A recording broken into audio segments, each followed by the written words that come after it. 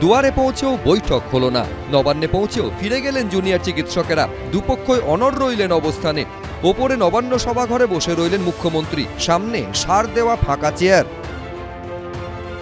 নিচে ঠায় দাঁড়িয়ে রইলেন আন্দোলনকারী ডাক্তাররা। কিন্তু নিচ থেকে ওপরের দূরত্ব ঘুচল না।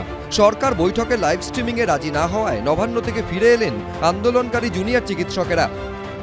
আমরা 2 ঘন্টা 10 মিনিট অপেক্ষা করছি এবং হলের মধ্যে আমরা অপেক্ষা করছিলাম যে আমার ভাই বোনেদের, ডাক্তার ভাই বোনেদের যারা এসছেন এখানে, মানে আসতে বলা হয়েছিল, তাদের শুভবুদ্ধির উদয় হবে এবং তারা আসবেন মিটিংয়ে। আমরা 2 ঘন্টা হয়ে যাওয়ার পরেও দেখলাম কোনো রেসপন্স নেই, তারা আসছেন না।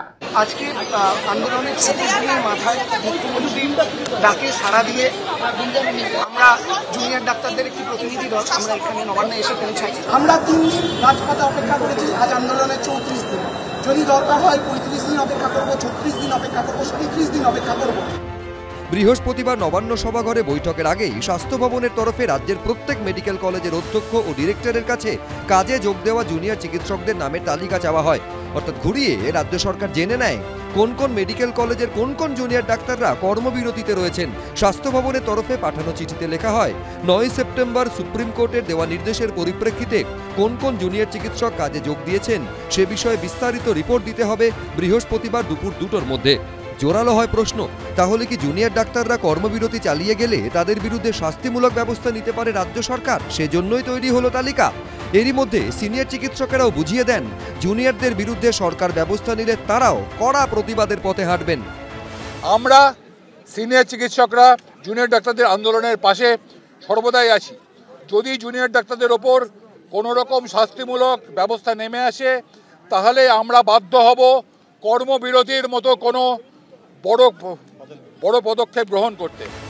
সব মিলিয়ে জট আরো জটিল থেকে জটিলতর হচ্ছে।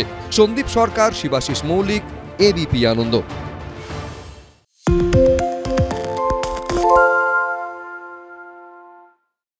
সত্য অন্তহীন, সত্যের খোঁজও তাই, সত্য সন্ধানে তাই আমরা অক্লান্ত, অকুতভয়। এবিপি আনন্দ নতুন ভাবনার প্রতীক, যা মনে মুক্ত, তথ্যে যুক্ত এবং যাবতীয় সীমানার বাঁধন থেকে মুক্ত।